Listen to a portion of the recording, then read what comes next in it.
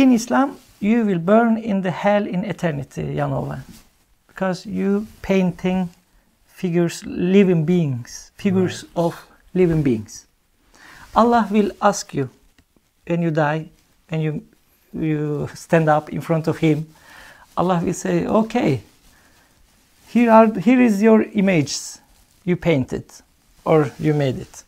Breathe into them as soul. Right. Until you breathe into them soul, you will burn in hell.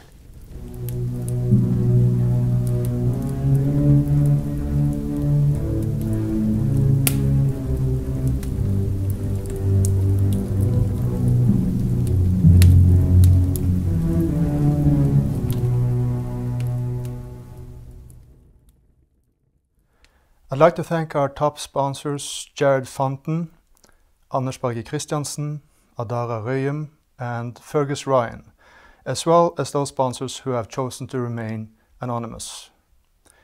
A rampant iconoclasm is ravaging the West in a just fight against racism and slavery. But what is it all really about? Looking at history, has not cancel culture and toppling of statues always been precursors of mass murder and ideological coup d'etats? The real question, the important question is, what are classical Western values, and can culture survive without them? Some fear the influence of Islam, but what if the real problem is Western culture in its modern tapping? I cannot talk about this because I'm a white male, and my guest can also not talk about it because he is no longer a Muslim. Cemal Knudsen Yucel, welcome to the Cave of Apelles. Thank you for having me. I hope I pronounced your name correctly. It's right. Yeah.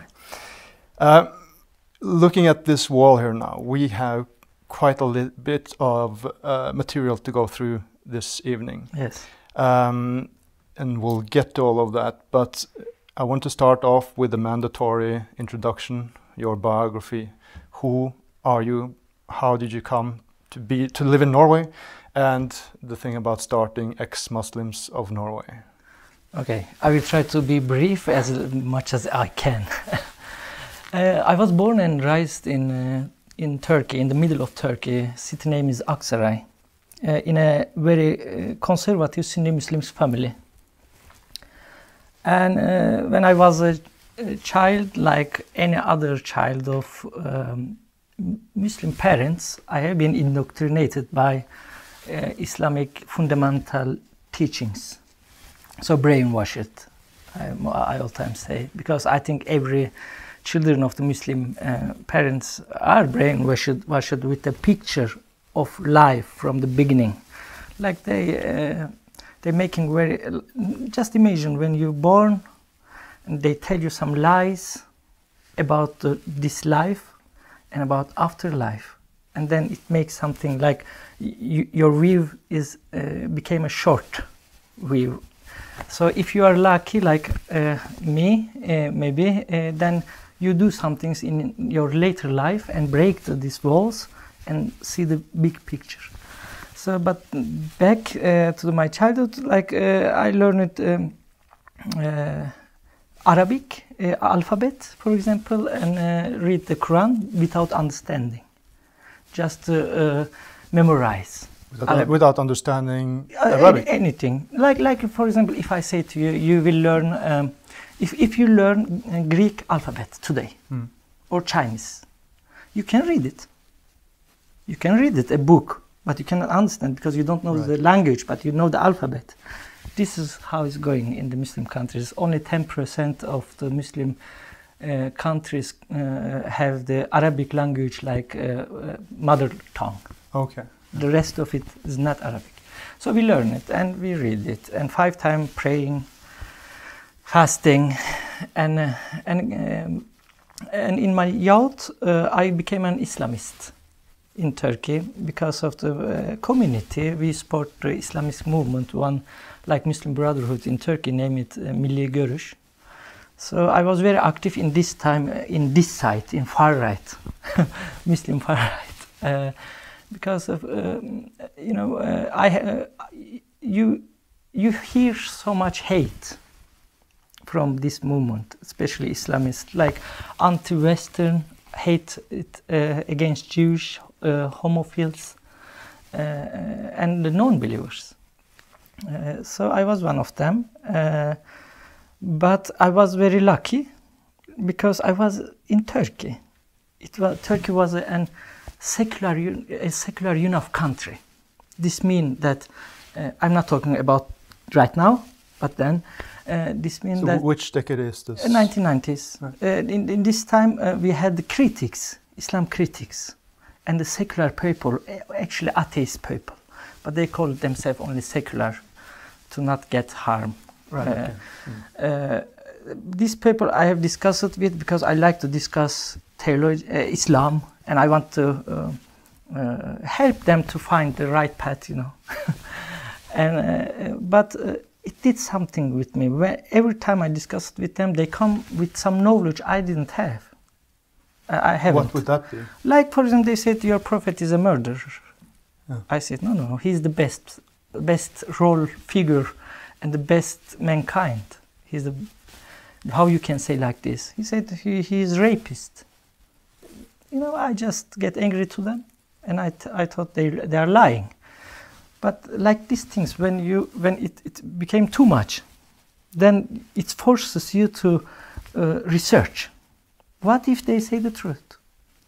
This was one of the reasons I started to search and investigate, inquire my religion. As much as I read with my language, the Hadith books, Quran, and the Islamic history, I realized that the so-called extreme interpretation of Islam is the real Islam, the Muhammad Islam. That is not extremism. No, this is not. Because how we can learn what is Islam? Then we have to look to the founder of Islam, right, his life. And we have to read the book of the founder of Islam. That's it. What Muslims doing and what Islam saying can be different in all the history. Because Muslims are human beings. But Islam is a doctrine, an ideology, and religion, and it is there inside the books. Right, so you're saying that there are certain principles that are prevailed throughout time from the very beginning till today. Yes, and people changing, people became moderates. Muslims have become many times in the history moderates. But always some Islamists take everything back to the root. Right. And it happened even earlier in this last 100 years. If you look to the pictures from Afghanistan, even Saudi Arabia, in the early 1900s, you can see that women are free in many places. Can you believe that? In Pakistan, in Iran. Yeah, I've seen those. But it changed fast. And it was like this many 100 years ago in the different places because Islam expanded to very different nations. Turkish, Kurdish, Parsis, in Balkan, But every time it is very strange that the winners is the Islamists. Right, it always returns to that. Right? Yes, even if they are very small in number, they changing everything. So you have these discussions then, and that changes your mind? It's not the only one reason I left Islam. This is just one of them, and the main reason I can say the critical voices. Right. Without critical voices, I couldn't left Islam, and I couldn't find out what is actually my religion about. So this is very important. So I support critical voices against Islam or any religion or any dogmas, and freedom of speech. I support all the time. But other things, if I have time to talk a little bit about, like my mother's life. This started earlier than my searches begin, about Islam. My mother's life, I have observed my mother's life as a Muslim woman, my mother. And I saw the unjust in my mother's life and how men have freedom and how women have not.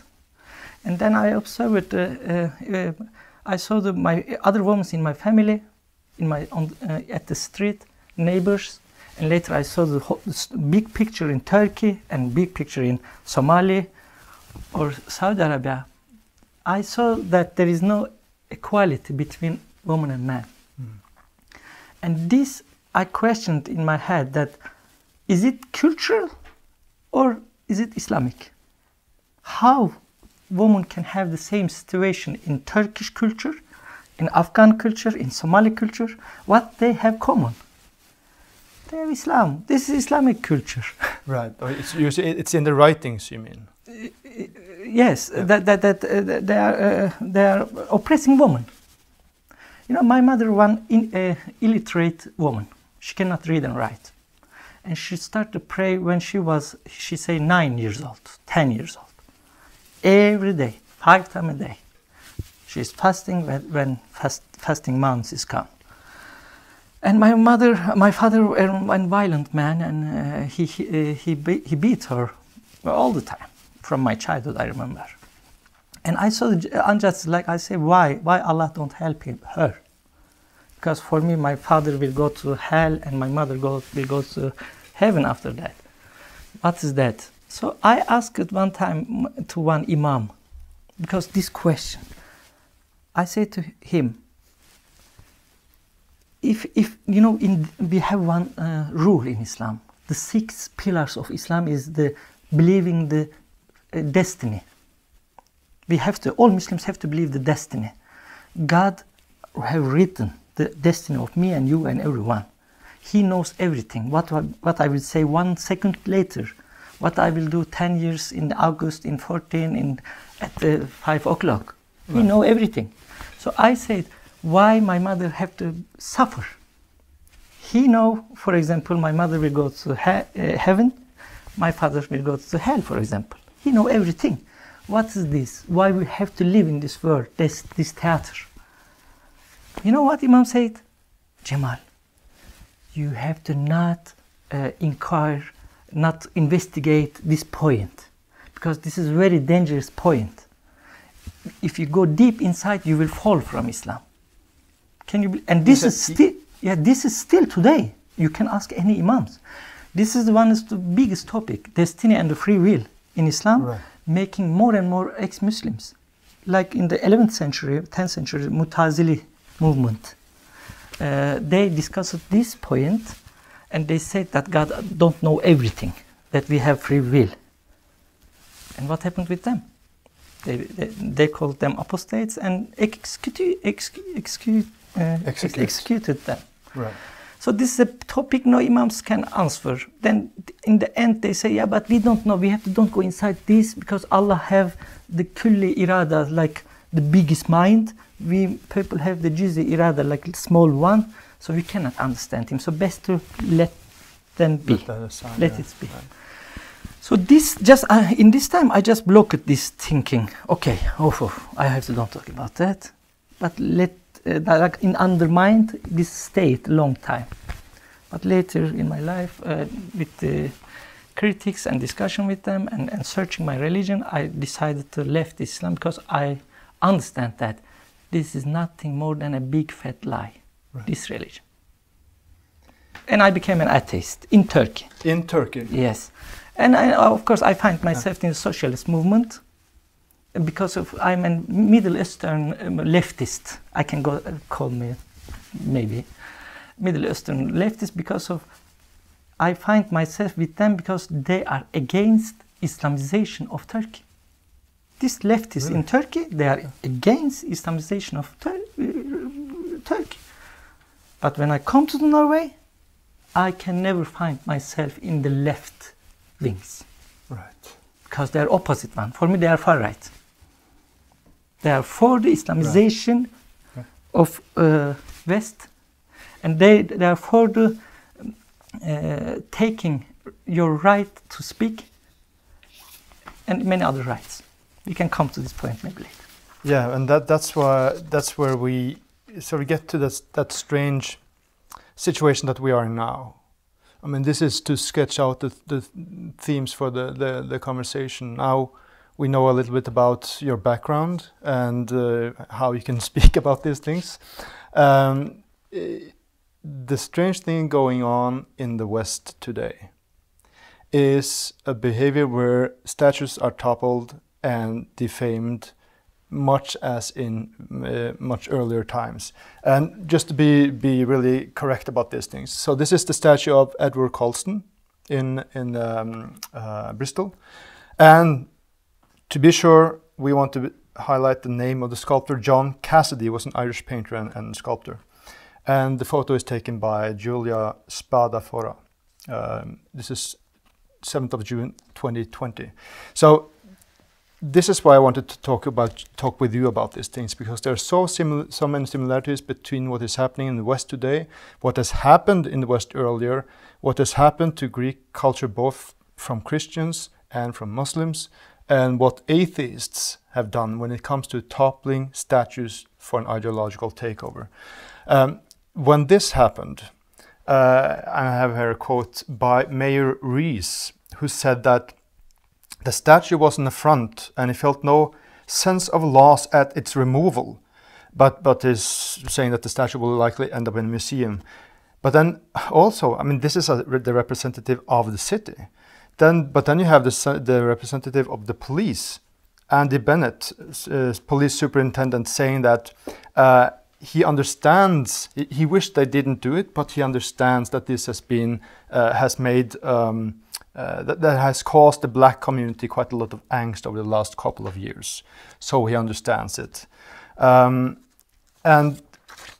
then we have a similar thing going on here. On the shelf here to the left is, it's from the St. Martin Cathedral in Utrecht. And this was defaced in the late 1500s. And these are Christians defacing Christian imagery in a Christian church out of ideological differences, of course. And we will get to, I want to ask you about what the Quran and the Hadith say about representation, because you know, that is one of the things that we're doing in the Cave of Palace, is to further classical Western values, and representing the human figure obviously is a major part in that. But it does say and I'm going to read a little quote here from Exodus 23. You shall have no other gods before me. You shall not make for yourself a graven image or any likeness of anything that is in heaven above, or that is in the earth beneath, or that is in the water under the earth. You shall not bow down to them or serve them, for I, the Lord your God, am a jealous God, visiting the iniquity of the fathers upon the children to the third and the fourth generation of those who hate me, but showing steadfast love to the thousands of those who love me and keep my commandments. So that's also one thing. I mean, there is also in the Christian, in Western culture itself, kind of a dualism there. This is the Athena Al-lat, and it was an Athena figure in Palmyra. It still is in the museum there in Palmyra, and in the 4th century, Christians came in and decapitated her and destroyed it. And it was put together again by archaeologists in modern times, and then of course in 2015 it was smashed by the Islamic State again. So that's really a strange metaphor, that it's kind of a sort of democratic example, because both Christians and Muslims have gone really rampant about that. Different ideas, same action. Right. Same ideas, same actions. And this is an illustration of from the French Revolution. Actually, the illustration itself is from the 1900s, but it does illustrate that they're toppling the statues. And I think that is a major thing we'll be talking about, as I said in the introduction. What do they say that this is about, and what is it really about? Before we get to that, though, I wanted to hear you talk about what you perceive as the classical Western values. You know, when I was in Turkey, I look at up to the West. After I left Islam, because of the freedom in the West. I mean, with the West. Yeah. For me, is the you know, most importantly, classical, most modern values, or classical and modern the same actually for me, the freedom of speech. Right. And the blasphemy. Because of, you know, everything started to fight for the right to say what you want to say in the West 400 years ago.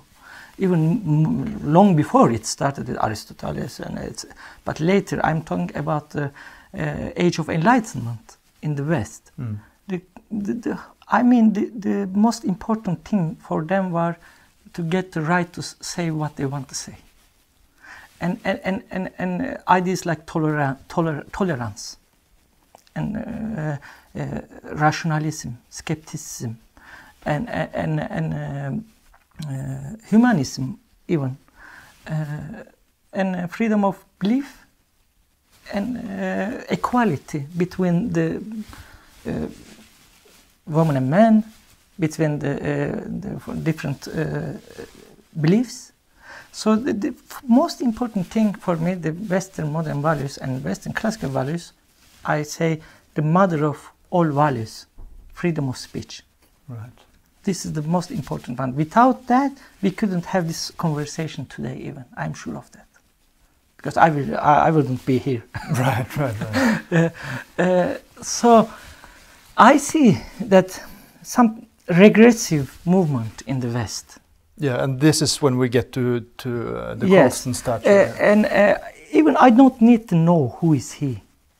I'm sure because this man or other people we have sculpture, they did something positive to either to their community or their country or to the world. They contribute maybe social development or economical development to their community, their city, their country, or the world. Or they come with the ideas, like values, like philosophers we have in the West, like, or people who discovered some places or did something good for the world. Right. So we have their sculpture. I don't care if they were really honest what they are doing for, I can support even sometime. I will come there. I will explain a little bit. You know why they are demolishing the sculpture today in the West suddenly? They say slavery. These people had some connection with the slavery, either the owned or sported slavery, and they are talking about racism. But why them? Why them? Only them? If they are really, because I don't believe their honesty. If they are really honest, okay, let's burn every church and synagogue and every mosques.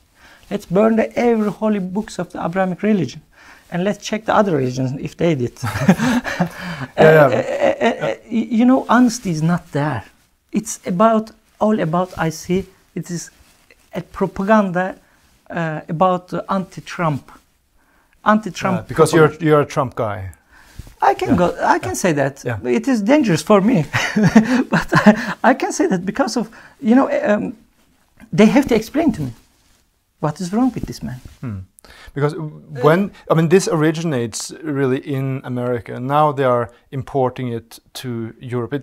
Has been imported to Europe. The whole idea of the toppling of statues, in the fight against racism and slavery, and what made me contact you was when you made a video on the Norwegian culture minister, who is a Muslim, a Pakistan Muslim. And it struck me, and I think we'll talk a little bit about the history of slavery. We have to do it, but not too long, so we can get to the representational images and Islam's take on that. But it struck me as completely absurd when you, for example, you can listen to Thomas Sowell's The Real History of Slavery. It's an audiobook on YouTube. And when he talks about what Muslims have done for 1,400 years and the treatment of black people and castrations of them, something that did not occur in the West. Extremely brutal way of treating these people. And when you know that the whole slave trade could not exist if not African rulers supplied ships with slaves. Exactly. I mean, to stick to the European situation, you have ships coming with 40 or 50 men on board, taking home 650. And how can 40, 50 men take 650 men on board if it wasn't because it was sold to them, they were already captured, right? So I mean, it struck me as so absurd that a Muslim says you should kneel. He appealed to sports stars that they should kneel to fight racism and slavery, which is an apology as well. And he should really apologize if we should play the political correct game. Right? Exactly. So I say there is no honesty. You know, if he is honest too, he had to kneel down to the Turkish people. How Turkish people became a Muslim, actually. Yeah. He had to kneel down Indian people. He had to kneel down to African people. You know, 1400 years Islamic slave trade lasted 400 years and still ongoing. Nobody talking about. Even in Mauritania today, more than 20% of black people are enslaved. Right. And I'm not talking about modern slavery. I'm talking about selling, buying, and inheriting slaves. Inheriting slaves. Yeah. Nobody talking about what is that? You know, so I get angry to the left wings all the time because they are not honest. Yeah, and let me just explain this. You know, the Western people have confronted their past many times.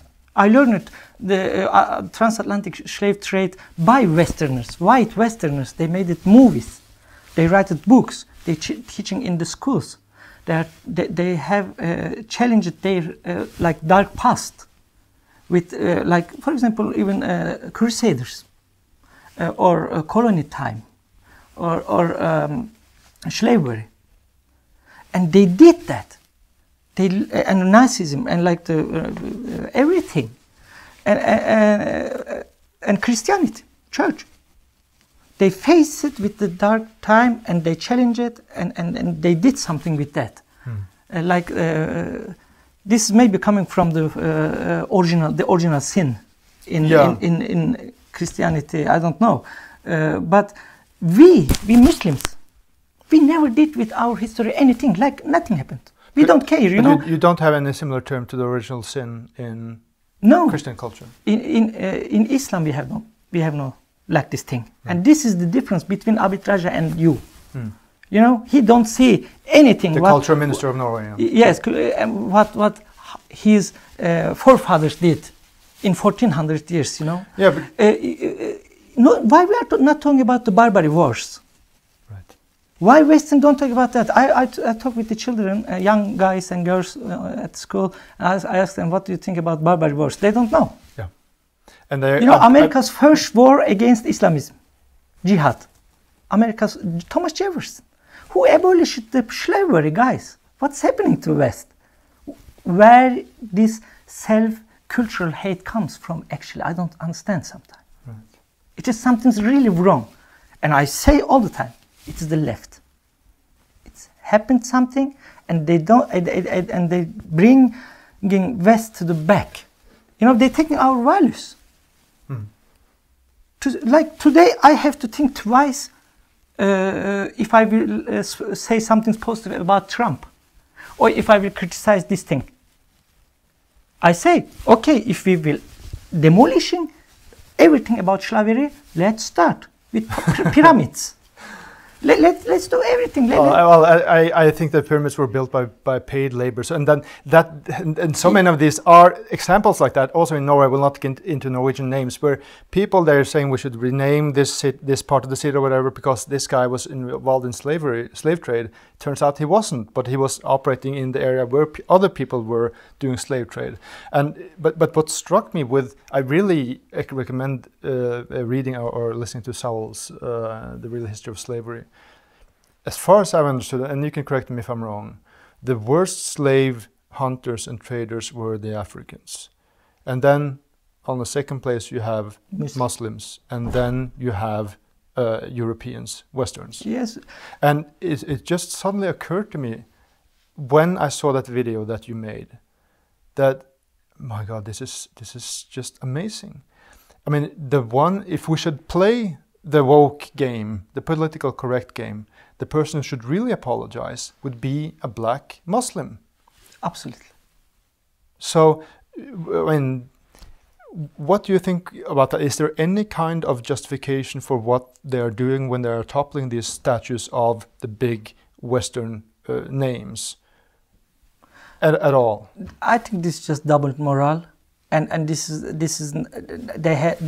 have no real basis or explanation under this action, because they are not honest.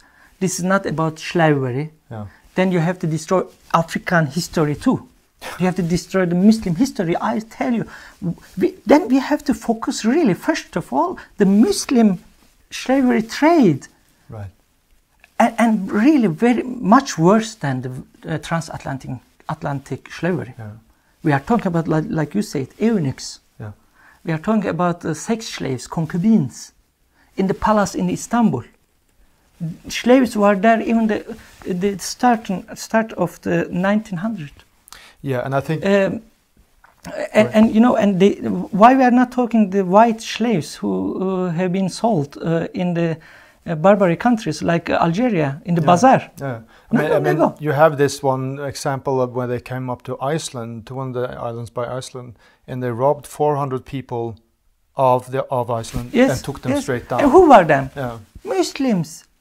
What do you call them? I mean, Norway was under Denmark for 400 years, and from the 16th to the 18th century, it was a part of the state budget to buy back slaves.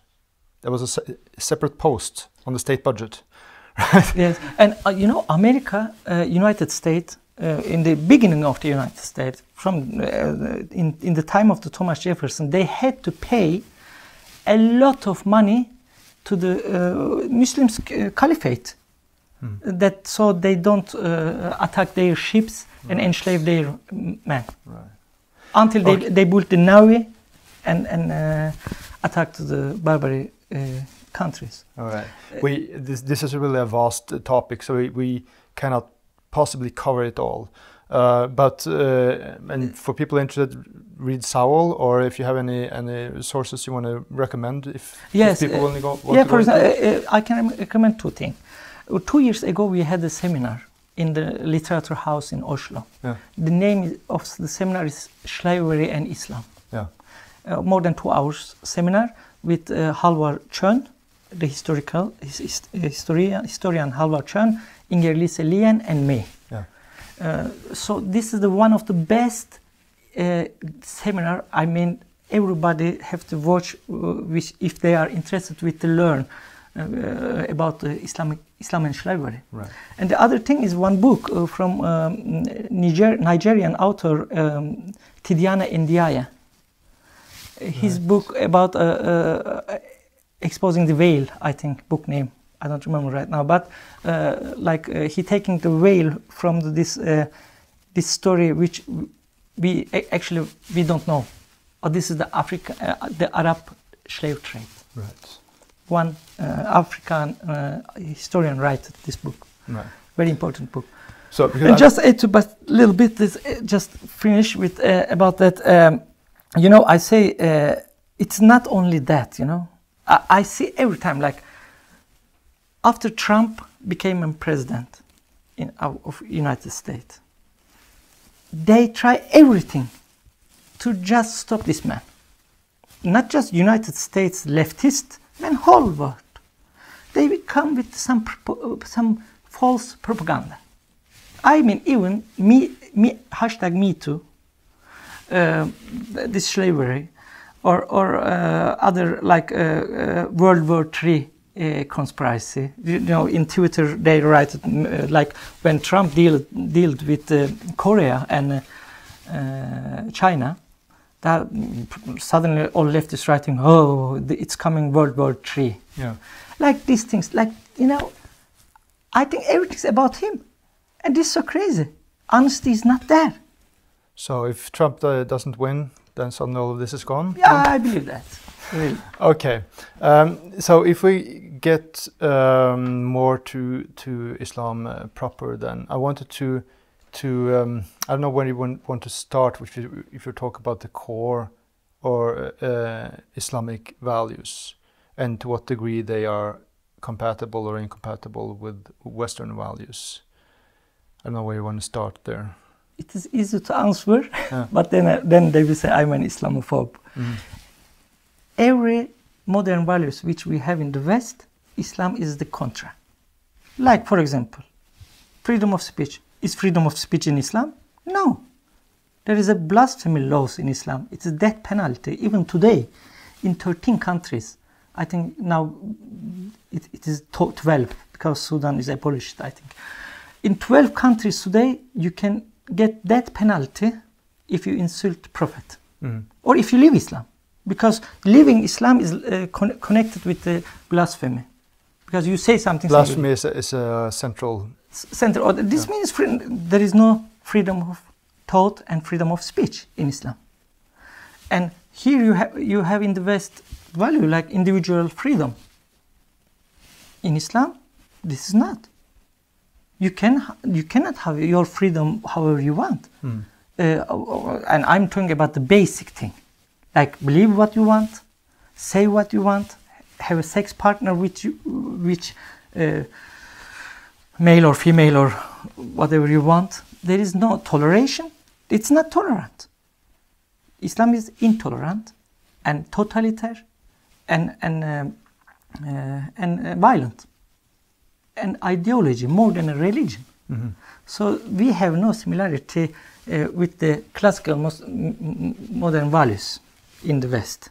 But if you will talk about today, how Western acting and how they are actually not acting like they don't have these values. Some I love some admiring. So then we can see likenesses. Right, because that's the whole thing about. I mean, when I think about this toppling of statues,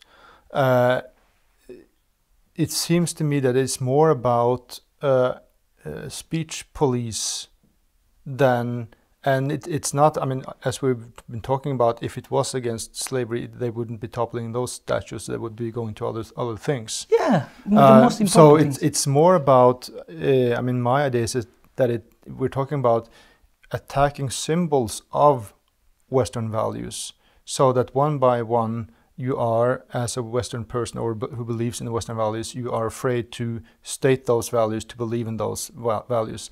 I mean, you even have, I printed this out, that has been talked about. This is from the natural, what is it called? The American history of African American history in New York.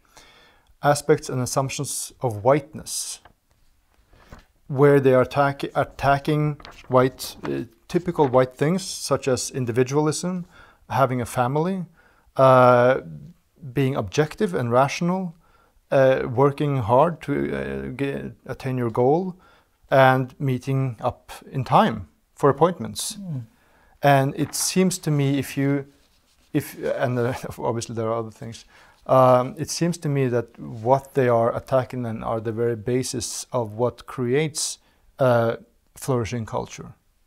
And this is actually racism too, you know. Yeah. Actually, they do one kind of racism. Yeah, because they're saying that only white people do that. This is completely absurd. Yes. No one else has the ability to think objectively or to meet up in time. Yes, and in the same time, they advocating that we are all the same and we are human beings and this cultural relativism and everything they are talking about in the same time, you know. And they are acting like they are defending the Western values, freedom, but they don't do that. They do actually. They try to censor everything. Yeah.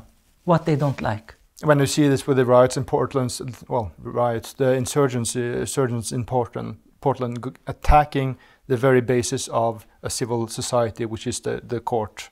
Yes. You know, and law and order, basically. And they have, unfortunately, they have the media behind them, and they have the like so-called elites of the Europe and the left side. You know how they, and they found anarchists, young people, and they actually just cheating them with the false propagandas and putting them in the street. I looked at pictures like this. You know, if you look at how the freedom of speech became today, like on social medias, even one president can't share a video of what doctors say about COVID-19. Right. Yeah. This happened just some days ago. I think Trump's son shared a video of 10 doctors talking about COVID-19. And this video have been deleted by Twitter. And NRK is writing that Twitter deleted and false news from son of Trump. Right. It's not false news. Listen to doctors, what they say. So the big picture here is that speech is being silenced, so that I believe this is what is called the Overton window. What you are allowed to say, the span is getting increasingly smaller. And then there is a similarity with the Islamic intolerance and totalitarianism. Totalitarian, you know, we have non-platformings today. For example, they don't want everyone to come and speak in some universities, some places, and social media is just banning people who are critical against Islam or critical against climate change. Well, you have that old saying: when you think about who you're not allowed to criticize, then you know who ruled you. Yes. Right. So blasphemy is the big thing, and you told me when we had some preparatory conversations, you told me about a French playwright. Yes. Can you tell a story before we get into what the Quran and the Hadith say about representational images? Yes, you know, in the political debates, when we mention that Islam is an intolerant religion or idea, that we have to be careful when they are in the power or they are many, then we have to increase the freedom of everything. Writing books or making paints or theater or whatever. And they say, no, this is just in the latest times, like after invasion of Iraq and Afghanistan and Al-Qaeda, and these things is just new. No, my friend, it is old history. Just if you look at 100 years ago, in 1889, Henry de Bornier, a French poet and dramatist, made it a play name is Mohammed. A theater play. And French have to ban it, this theater, because of after threats from Islamic Caliphate. Threats? Yes. Oh. And this is, in Turkey we are very... And this, what year is this? In 1889. 1889. More than 100 years ago. And this we have proof for how happened it. All the letters from the Caliph and the ambassador, what they're saying to French government. They are even saying that if you allow this, then we cannot stop the Muslims in the Tunis and in Algeria to make French colonies. Yes, making jihad. Yeah. You know, and even because that was really an amazing. It really made an impression on me, because it's not only about what happened with the satanic verses. Yes, this is not. Because that was like a watershed moment. Yes. But that was like a tiny thing, you know, tiny thing. Then Western countries actually just saw what happens if you write something like that. Yeah. Before that, because now what we're talking about now is what happens to culture in the narrow sense, creating theater, painting, books, when we have an Islamic presence or in the West. Yes, and it's totally right. And this theater play is banned in French. But when you look in 2000, I think 11 or 14, in French, some people would read this play. Oh, just not play it, but just read it out read loud? It in one seminar. Yeah. I don't remember the city name, but then all the Muslim people protested and treated the seminar, and so police have to... They threatened to... Yeah, threatened, and police have to come and like they have to stop it. Right. It's happened 100 years later again. But then when you go to history, I mean, people will say then, well, what about I mean, this is what I learned. The Islamic Golden Age, and when Norway didn't even exist at the time. When Europe went into the Middle Ages and did their best to silence Greek thinking, Greek philosophy, and these things. Muslims took care of it, and then because of them, we could get it back to Europe. It's a hoax, hoax. Hoax. Yeah. I mean. What? Yes. the golden age of Islam is hoax. Yeah. Really. So, and it is invented by Orientalists in the West. Because of even actually, I love Voltaire. Yeah. I love him. He's the best guy for me. But even he glorifies sometimes Islam because of he fighting against Christianity. He have to find something like exotics, like look at Mohammedan. They are even better. Yeah.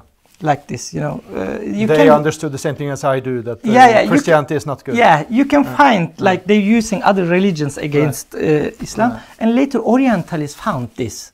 We Muslim countries never knew it that it was like some 100 years ago. We never knew it that it was a golden age.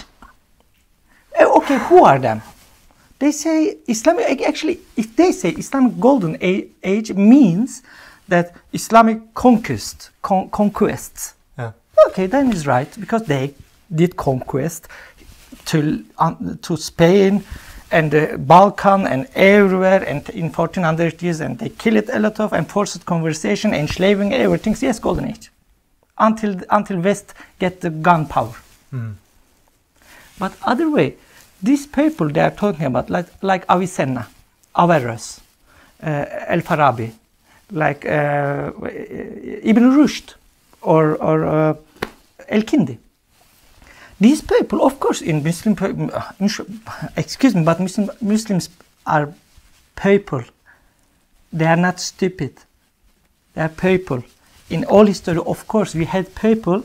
When Islam expanded to Anatolia, they met with the Greek philosophy.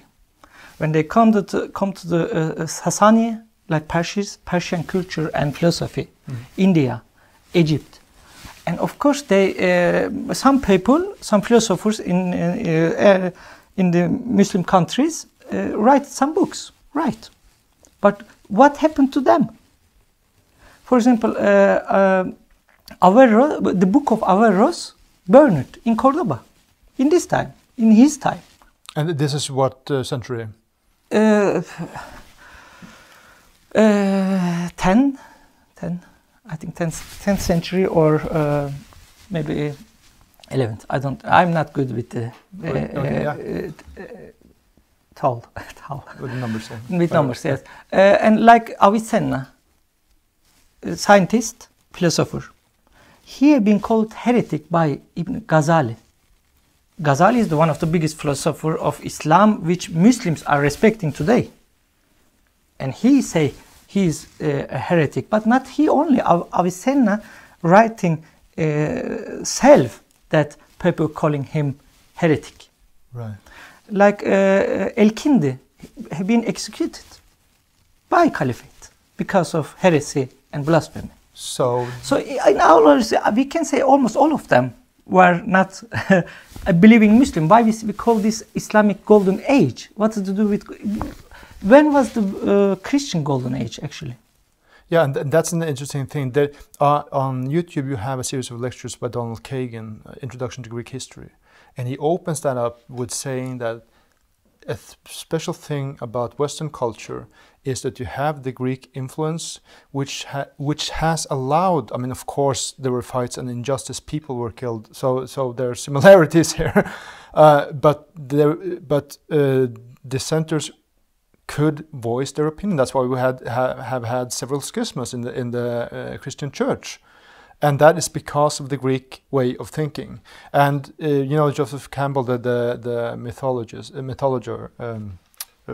professor of mythology, American, talks about the general difference between the Western and the Eastern mind.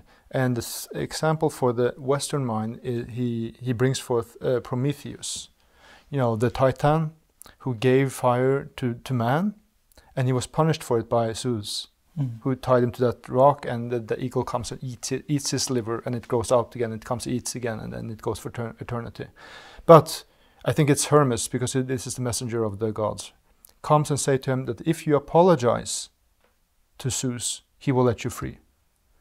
And Prometheus says, I care nothing for Zeus, let him do what he wants. And then in the Eastern way of thinking, and it's a too long story to recount, but the point is, you are a little piece of sand in the whole desert, and what you doesn't really matter. You know? It's completely irrelevant if you are doing this or that.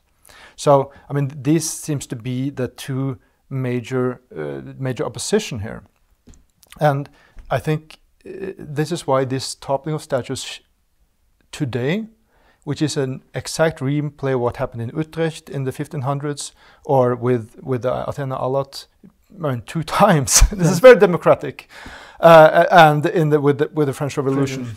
This is why it's so interesting, because I think the core Western idea manifested is the representation of the human figure. Yeah. And you know those like Rembrandt has done. I mean, there are thousands of painters who have done that. When Jesus is shown to the crowd, and Pilatus says, "Do you want him or Barabbas, the mass murderer or the murderer?" And they want Barabbas, of course, because they don't want to hear different ideas. But that scene, for a painter to choose that scene where Pilatus stands there and says, "Ecce homo." Look at this human being. Watch this man, this individual.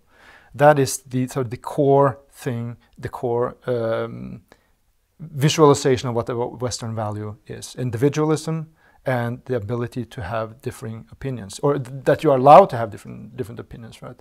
And I think that is why when I started really researching what they were doing there, you really quickly see that it's not about being against slavery, as we talked about. Yeah. But it's about, I believe, attacking clear examples of Western culture. Yeah. Saying that it's because of slavery, but it really is because it is ecce homo. Here, see this human being, see this individual. Yes, I agree. I agree. And some kind of self-hatred too. Like masochistic self-hatred. Is that the original sin aspect, or what's? It's probably, I think, maybe, because of, you know, it is very difficult to answer, because it is shocking me how Western societies changed in the last years. I believe, you know, because of the left wings are afraid that left is dying. Right. Left is dying. The thinking of because left. We know what communists did, and they cost 100 million people's lives. And when the right wings get power, and much more and more power in the West, they are now afraid, and they are now playing the last cards, you know. Racism. This racism and anarchy. Anarchy. I say it to my friends many times, you know, if they lose power one day, they will be the terrorists even. They can do even the terror, you know. This is because they have the totalitarianism inside them. Yeah. Like, and not all of them, okay? I'm not saying all of the leftists. I'm just talking about the core. Yeah, because, I mean, there are surprisingly, actually, there are people on the left who suddenly stand really firm when it comes to defending free speech and not, arguing against cancel culture. I get that. And I presume also in the Islamic world. I got that treat by Antifa. Can you believe that? I'm black. Yeah. Maybe not black enough. I don't know. that doesn't go when you leave the political correct narrative. No? Yeah, and so I mean that they became more and more really intolerant, and taking our Western modern values back. They want to censor. They want to stop your freedom, because for them, what is right for them have to be right for everyone. Yeah. They don't tolerate. This is the problem with the left in the modern time. Maybe back, of course, back too. But about Islam, image making in Islam. Let me first ask you, of course, 2 questions from the audience, and yes. we'll get to representational images. So we have 2 questions here. One is from our top patron Adara Riem. Where do you get your courage to speak against Mecca? Yeah. It is, like a solidarity for me, because of, I know the consequences when I'm talking about against Islam. Because you were on the side that you're criticizing now, not just the Muslim, but you're saying you were in an equivalent of the Muslim Brotherhood. Yes, yeah. But the question is where I get this courage to speak against them. Yeah, this is, I could live my life very freely in Norway, drink my beer and live my atheist life, don't care anything around me or around the world. But I felt that it's my responsibility and solidarity to my human beings, because I saw the truth, and I see that now I'm in one free country, Norway. Here, if I don't do anything against this ideology, which is making people's life like a hell in the Muslim countries, and I don't want to see my mother's life in Norway one day. No woman will have my mother's life in Norway, and I will not let this happen. So, and I love Norway, I love culture, I love nature, I love everything with Norway, because I mean this is the better culture and the other culture, this better system and the other system, like this thinking I have. So this is the best right now, for now. You are aware of your values and yes, the hierarchy. And so I want to, I would be one of the Norwegian. So and I don't want to change Norway to be a country like the Middle East. And I don't want, I want Middle East countries will be like Norway one day. So I started to think after, some years I followed the Norwegian debate after I come to Norway. And I start to see the things which I saw in my born country, in Turkey. And I saw a little girl with hijab is Norway allowing in schools. And they are collaborating with the imams and the Islamists, politicians and media. And they are Islam is getting more and more power in Norway. And then I think, and I see this who white people criticize this regressivity, they are calling as racist. They call them racist if you are talk critical about Islam, if you are talking critical about migration, uncontrolled migration, and etc. So I said, no, wait. If they are racist, I'm racist too, because I agree with them. Now I have to say something. Right. I will give my contribution, and I take the risk, because I want to believe that Norway is really a safe country for to express own mind. Right. I want to believe that. Maybe I'm wrong. I don't know. I hope you're right. Second question is from another patron of ours. What is your comment on the BLM involvement in this, the toppling of the statues? This is ideological, and they waited opportunity to do like this thing in many years, I believe. because they are a very aggressive group and almost they are anarchists. But they are what? Anarchists. Yeah. But even and violent. This is in their history. Why we cannot talk?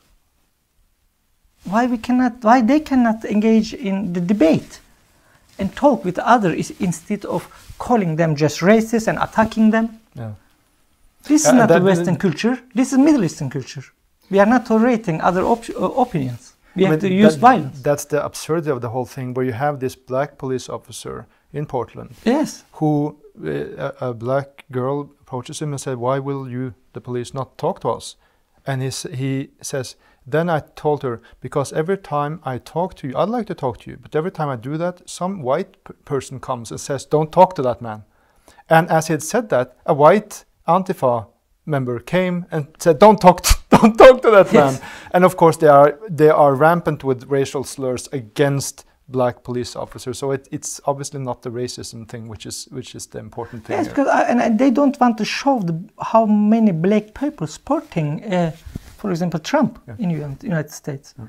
We have many YouTubers, we have many people on TV, but they will call them racist. Yeah. Okay, so let's get to towards the end here. What does the Quran say about representational images? And there's also the hadiths, which are the sayings of Muhammad, right? Can you outline sort of the do's and don'ts of Islamic culture? First of all, iconoclasm is Islamic. I mean, Islam have this in the beginning, from the beginning. In what way? In like they want to destroy every sculptures. Muhammad, when Muhammad take the Mecca back in 600 and I believe 620 maybe, I don't know, I think. Yeah. So then he said demolish all images in the Kaaba. But back to you know, when I'm talking about image making in Islam, then I'm talking from the Sunni view of Islam. First, we have to say that, because we have some other views and other schools in Islam, they can say different thing. But the majority of 90% of the Muslim majority is Sunni. So I am talking about from the Sunni view. In Islam, you will burn in the hell in eternity, Jan, because you painting figures, living beings, figures of living beings. Allah will ask you when you die and you stand up in front of Him. Allah will say, "Okay, here is your images you painted or you made it. Breathe into them a soul. Right. Until you breathe into them soul, you will burn in hell." This is the Islamic explanation of what will happen to the image makers. So the painters are especially singled out. Yes. And in the hadiths, for example, now we are lucky because we don't have any angel or demon or hoogie boogie genius here, because of if you have a picture in your house, no angel will enter in it. Right. Into it, Muhammad says. So this is the reason, for example, I remember when I was a child, my mother, when she will pray, she covered even picture of mine. Photograph. Because of because that's a representation. Yes, representation. Right. Picture making is forbidden in Islam. Right. It's so easy as that. But there's another point to this thing about idolatry, right? Yes, they are saying that, but it's not like clearly, Islam clearly doesn't say like Judaism or maybe Christianity that don't make things like idols which you will bow down or some things. This Islam don't make differentiate. This don't make, and this is the reason. For example, people asking, if you go to one of the biggest Islamic site, name is Islam Question and Answer from Saudi Arabia, and the biggest scholars are answering you. If you write their images in Islam, there you will see many ask questions. Like one asked, can I draw man from behind? They said, actually, yes, you can. As long as face, you don't draw the face of any living being. Of any living, I mean, animals as well? Animals too, including, yes. Okay, because this God have created. And so you're competing with God. Competing with God. You cannot make or you're sort of making yourself into a God then. Yes, like you cannot create an image or anything if you cannot breathe a soul into it. Right. So is that, and this is coming from Quran too. Actually, in Quran we have verse that's telling that Allah gave permission only to Jesus one time, that he made a bird figure by clay, of clay. And then Allah gave permission to Isa, not Jesus, maybe, but Jesus the same. Jesus, that he can breathe soul into this bird, and then bird became alive. This is the example of why God will punish all the image makers. Because you did something that was not allowed. Yes, you cannot specifically allowed. Yeah. Also, God have a name, like the only makers. Yeah. So you should not be a maker besides God. Right. But this is so strange, because that also shows a quite clear difference with the Western idea, and with the Renaissance, obviously, Greek influence comes in. So you can argue. I mean, I know there are central figures in the right. Conservative YouTubers talking about you cannot get the real culture without the core Judeo-Christian values. I'm not too sure about that, because what made the Renaissance great was the influence from the Greek way of thinking, right? Yeah. And you have Vasari, who's writing about the famous sculptors, painters, and architects of the Renaissance, Michelangelo and others. And this is really one of those funny discussions, sort of, it's good for mental training, where you are discussing which is better, painting or sculpture. Well, sculpture is like the human figure, so it's richer, it's better. No, but in painting, you can paint a person from the front, but you can also paint a reflection of him in the mirror and the environment he is living in. So that is much more better. That is much better, much more advanced, much more information included. And one of the sort of the arguments then is that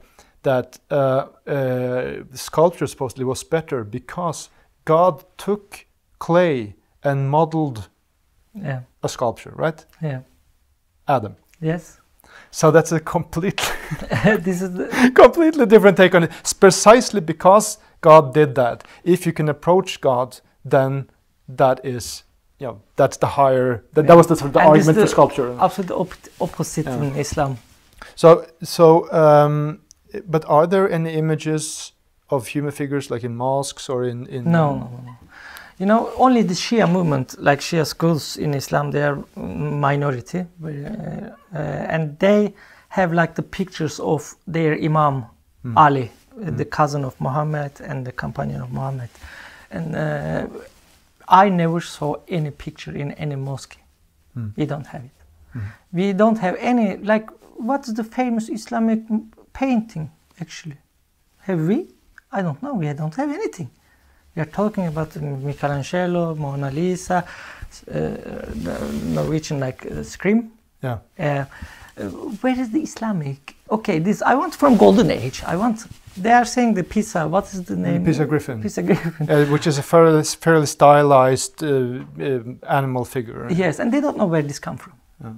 Just only because of writing Arabic on a sculpture, it doesn't make it the Arabic, Islamic sculpture. Right. And if you look, this is the mythological animal with lion and it has wings and I guess it's like an eagle, or it has a beak in it.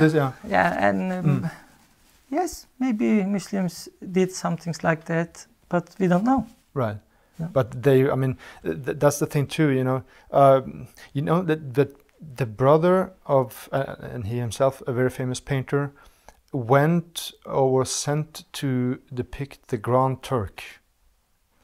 He went to Turkey to paint an image of him. And he was, and the Grand Turk then was very impressed by this, because it was, and asked, could you also paint yourself? And he did it, and said, wow, that was impressive. But he clearly said that this cannot be, like a fashion. Mm. So he could see the quality in it, but he can also see the ideological problem. Yeah, how reaction can be if he allow. It's like these problems we had in all the centuries in Islam. Yeah. All the time come some moderate caliphs too, which allowed even the philosophers to question the free will. In this 11th century, 10th century, for example. But after this caliph, come another caliph and executed all these philosophers, for example. And like, for example, press machine. When a press machine founded in Germany. With Gutenberg, with Gutenberg, and 3 years after come this machine to the Ottoman Empire. 3 years? 300 years. 300 years, okay. Can you believe that? 300 years, all the Islamic Caliphate. I'm talking about from the North Africa to the wall of China. The Muslim Caliphate didn't accept the press machine. Why? Because then maybe they have some theories. I believe because of this Western invasion. It's a Western invasion, and it is like satanic. And it is also can be used to corrupt Quran. They can write it wrong. So in many reasons, some apologists say that because of the Caliph want to take care of the job of the handwriters. This is just nothing. But this made it actually very bad consequences. These things, this ban. I think made it bad things. Like think 300 years.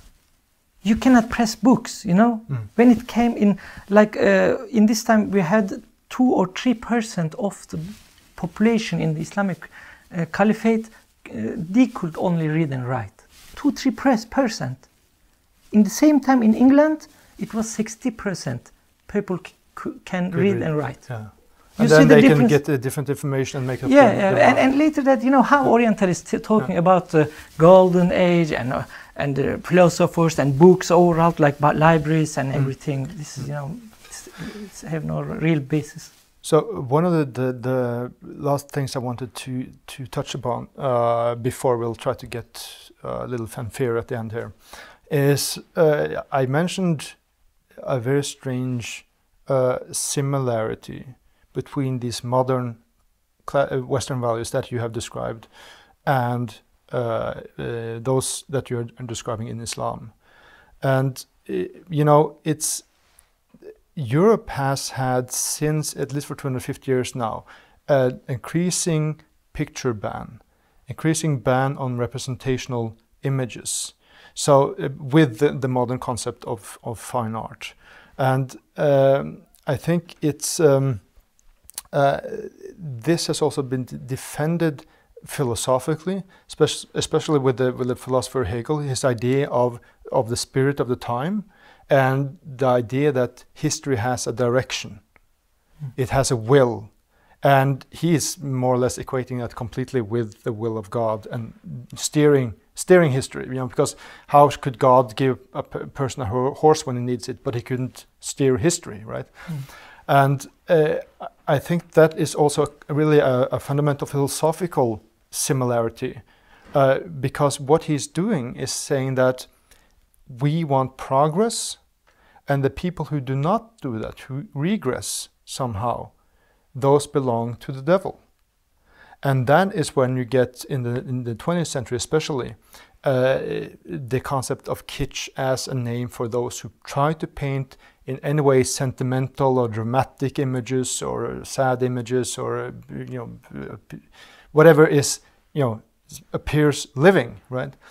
And there's one writer especially called Herman Brock who talks about that if you do not contribute to development, then you belong to Satan. Quite literally saying, I know I'm using religious rhetoric here, and it is not a metaphor. And that just struck me as, it's not just about that, well, here you have someone toppling a statue, here you have someone crushing the Athena Al-lat, but it is a fundamental philosophical similarity as well. And also down to very clear details. Like I read about how if you have, I mean, there are representational images in the Islamic world, right? So we're not saying that there's none of that, right? No. But if you are representing a holy person, then I read about that a black line is drawn across the neck to separate the soul from the body and saying this is not something that can live in real life. Right. This is not, and that was a term that really stuck with me. This ban, Islamic ban on sentient beings. Beings that have the ability to feel, look as though they are feeling, that they can understand you, and that they are living human figures. And you know, it comes down to really fascinating similarities. Like when there are figures, like on pottery or metalworks or so, they are very, very small, and no one is bigger than the other. So it's like a totally democratic. There's no, I mean, it's like if you have in an image, everything is equally valid, then everything becomes invalid, right? Yeah. So you can say, oh, it's figurative, but it has nothing to do with Baroque drama and intense storytelling, right? And so the thing that really struck me is that when you have abstract patterns, also this is another aspect in the Islamic world with the carpets and with the interior graphics, of the mosques. That is what you get with modernism in the West. An increasing ban on representational images, and if they appear flat and dead. Yes, dead object, like really strange similarity. Yeah. But what do you think that will happen in the future? I mean, would a person who paints figuratively, sculpts figuratively, and who writes, for example, the Rhinoceros by UNESCO, which is a clear anti-collectivist play. Everybody are turning into a rhinoceros, but one person is not doing it. Would those kind of things then be existent at all? It look like it will not exist, because it's look like that more and more they became arrogant and not tolerating. You know, it will not insult. Like when you do something, when you paint or when you write, when you say something, you have to think twice all the time. You have to not hurt feelings of. And that's the Western parallel to blasphemy, the blasphemy law. Yes, right? Actually, blasphemy law is coming back. You know, this is happening in the West. I see that. It looks like that, because like not only just Muslim people, man, it is also like black people and everything. You have to think. You have to. Nobody has to get, like you say, they are sporting that objects. You know, this have to be the new art. This have to be the new way to write books or paint or make a movie. You know, like when even in the West, when they cannot, they have no courage to publish a caricature of Prophet Muhammad. How we can expect that they will really allow free them in painting or poetry or whatever? I believe more and more sanctions and more censor is on the way, and it's already happening. Yeah. So give us a little bit hope here. Yes. Famous last words. So we are here. You know, this we have to do. Yeah. You know, people have in last 400 years in the West, people with courage and philosophy, and they stand up. Their books burned. They have hide themselves. They write books anonymously. In just 300 years ago, Spinoza did that. Voltaire did that. Anonymously, they write books, but they fight it and they stand up for the freedom. And this we are doing right now too. We are contributing to that. we have to stand up together and stand against the totalitarian, intolerant ideologies. And this is not just Islam, but also I see the left. Right. So whether it's religious, from whatever religion we're talking about, or if it's a religious atheism. These two. That's it. Cemal Knudsen Yucel, it's been a pleasure to have you at the Cave of Apelles. Thank you for coming. It was for me too. Pleasure. Thank you for having me. And thank you for watching. Remember, you can support our show at patreon.com/caveofapelles. I'll see you next month.